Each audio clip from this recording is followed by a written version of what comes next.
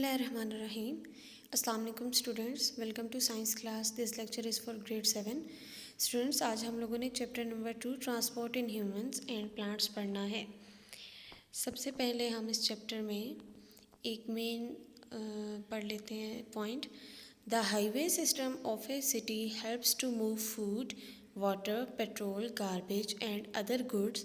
Similarly, the transport system help to move food, water, gases and waste through our body and a plant's body. यानी जैसे highway होता है, look at this, ये देखिए ये highway है ना, ये जो रोड बनी हुई है, तो इनका काम क्या है, कोई भी चीज़ एक जगह से दूसरी जगह पे पहुंचाना। इसी तरह से ह्यूमन बॉडी में चेक करें, इसी तरह से ये बनी हुई है जो वेसल्स हैं, blood vessels, arteries, capillaries, veins जो हैं, ये इसी तरीके से फूड को आपका जो वेस्ट होता है उसको रिमूव करती हैं, मूवमेंट करती हैं फूड की, फूड को ऑब्जर्व करती हैं और उसके पास ब्लड को हर जगह पे पहुंचा देती हैं जिस्म में। We have learnt in the previous chapter that our body needs food and oxygen to produce energy.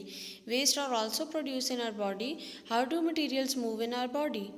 यानी हमारी बॉडी में जो मटेरियल्स हैं वो किस तरह से मूव करते हैं, तो वो थ्रू सर्कुलेटरी सिस्टम करते हैं। सर्कुलेटरी सिस्टम क्या है? जैसे हम लोगों ने दो सिस्टम पढ़े, रेस्पिरेटरी सिस्टम और डाइजेस्टिव सिस्टम, इसी तरह से ये सर्कुलेटरी सिस्टम है। सर्कुलेटरी सिस्टम का काम है पूरी बॉडी में ब्लड को भेजना। The supply of food, water, oxygen, etc. and removal of waste from our body is called transportation. यानी फूड का सप्लाई करना, वाटर, ऑक्सीजन और रिमूवल ऑफ वेस्ट, जो हम खाना खा लेते हैं और जो अनडाइजेस्टेड फूड होता है उसको बॉडी से किस तरह एक्सक्रीट करना है, ये सारे काम क्या हैं? ट्रांसपोर्टेशन है। The blood circulatory system in our body serves this purpose. तो हमारा जो ब्लड सर्कुलेटरी सिस्टम है ये क्या काम करता है? ये इस काम को सरअंजाम देता है, यानी ट्रांसपोर्ट करता है एक जगह से दूसरी जगह पे फूड को, ऑक्सीजन, वाटर और रिमूवल ऑफ वेस्ट। सबसे पहले देख लेते हैं आर्टिकल 2.1 है human blood circulatory system. Our circulatory system comprises the heart, blood vessels and blood. यानी ये तीन चीज़ों पे कंसिस्ट कर रहा है। सबसे पहले हार्ट, फिर ब्लड वेसल्स यानी दिल, खून की नालियाँ और खून। अब इसमें ये चीज़ चेक करें कि स्टूडेंट्स जैसे हमारे गार्डन में एक साइड पे मोटर लगी हुई है और उसके पास कुछ पौधे पड़े हैं, उनको हमने उस मोटर के थ्रू पानी दे दिया, लेकिन जो उससे दूर पड़े हैं उनको पानी कैसे देंगे हम लोग? क्या हम मोटर को वहाँ लेकर जाएंगे? हरगिज़ नहीं लेकर जाएंगे। तो फिर कैसे देंगे उनको पानी? उनको कोई पाइप लगा के मोटर के साथ हम उनको पानी देंगे। सेम इसी तरह से जो आपकी टंकी पड़ी होती है छत पे और मोटर आपकी नीचे लगी हुई होती है, तो क्या मोटर उठा के पानी लेकर जाती है आपकी टंकी में? नहीं लेकर जाती, पाइप्स के थ्रू जाता है। इसी तरह से आपकी बॉडी में दिल के साथ पाइप्स लगे होते हैं जिनको ब्लड वेसल्स कहते हैं, खून की नालियाँ। ये बेसिकली आपके ब्लड को आगे ट्रांसफ़र करती हैं, लेकर जाती हैं आगे। Our heart is a pumping organ. ये ब्लड को पंप करता है। It pumps the blood in blood vessels. यानी हार्ट किसको देता है? हार्ट ब्लड देता है ब्लड वेसल्स को, खून की नालियों को, और खून की नालियाँ आगे से बॉडी के डिफरेंट पार्ट्स में उसको डाल देती हैं या फेंक देती हैं। अब सबसे पहले हम पढ़ेंगे हार्ट को। Our heart is a muscular organ about the size of our fist. यानी हमारी मुट्ठी के बराबर होता है हमारा दिल। The heart is found in our chest. It pumps oxygen poor blood, that is deoxygenated blood. ऐसा ब्लड जिसमें ऑक्सीजन कम होती है और कार्बन डाइऑक्साइड ज़्यादा होती है उसको डीऑक्सीजनेटेड ब्लड कहते हैं, यानी इन अदर वर्ड्स गंदा खून। और ऐसा खून जिसमें कार्बन डाइऑक्साइड कम होती है और ऑक्सीजन की अमाउंट ज़्यादा होती है उसको ऑक्सीजनेटेड ब्लड कहते हैं, मीन्स साफ खून। नेक्स्ट कह रहा है it pumps oxygen poor blood. यानी देखें दिल के पास जो गंदा खून है उसका वो क्या करेगा? उसको वो सबसे पहले लंग्स के पास भेजेगा। ठीक है, क्यों लंग्स के पास भेजेगा? क्यों? ताकि वो उसको साफ कर दे। तो क्या कह रहा है? It pumps oxygen poor blood to the lungs and oxygen rich blood, that is oxygenated blood, to the body. There are 4 chambers in our heart, 2 upper chambers called atria and 2 lower chambers called ventricles. Look at this, ये देखें to upper chamber जो हैं आपके, ये हैं atria, यानी अगर single पढ़ेंगे तो एट्रियम पढ़ेंगे, लेकिन अगर इनका प्लूरल पढ़ेंगे, दोनों को मिला के पढ़ेंगे तो एट्रिया पढ़ेंगे। उसके बाद देखिए नीचे राइट वेंट्रिकल और लेफ्ट वेंट्रिकल। अब बीच में वॉल्व्स क्या है, वॉल्व्स इन दोनों को सेपरेट कर रहा है, ठीक है। कह रहे हैं the ventricles of our heart are larger than the atria, बिल्कुल ठीक। देखिए वेंट्रिकल जो हैं ये बड़े हैं एट्रिया से। Both atria contract at the same time and so the ventricle, यानी पहले क्या होता है, पहले सबसे पहले जो आपके एट्रिया हैं ये दोनों कॉन्ट्रैक्ट होते हैं, सिकुड़ जाते हैं, और क्या करते हैं, जो उनमें ब्लड होता है वो सारे का सारा ब्लड कहाँ भेज देते हैं, वेंट्रिकल्स में, और वेंट्रिकल्स भी सिकुड़ के वो आगे कहाँ पंप कर देते हैं, समटाइम ब्लड वेसल्स में और समटाइम उसके दूसरे पार्ट में।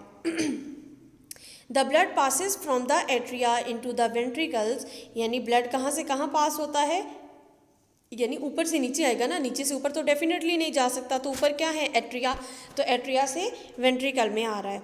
There is a valve between each atrium and ventricle on the both sides, यानी दरमियान में इनके क्या है, वॉल्व है, हर एट्रियम और वेंट्रिकल के दरमियान में, यानी एट्रिया और वेंट्रिकल को आपस में सेपरेट कर रहा है। These valves keep the blood flowing in one direction. Deoxygenated blood from the body enters the right atrium and oxygenated blood from the lungs enter the left atrium of our heart. कह रहे हैं जो deoxygenated blood है, हमारी body का जितना भी गंदा खून है, यानी देखें एक दफ़ा दिल ने पूरा खून पंप कर दिया, अब जो गंदा हो गया आपके जिस्म में खून गंदा हो गया, वो कहाँ पे जाएगा, वो आपका जाएगा राइट एट्रियम में, ठीक है।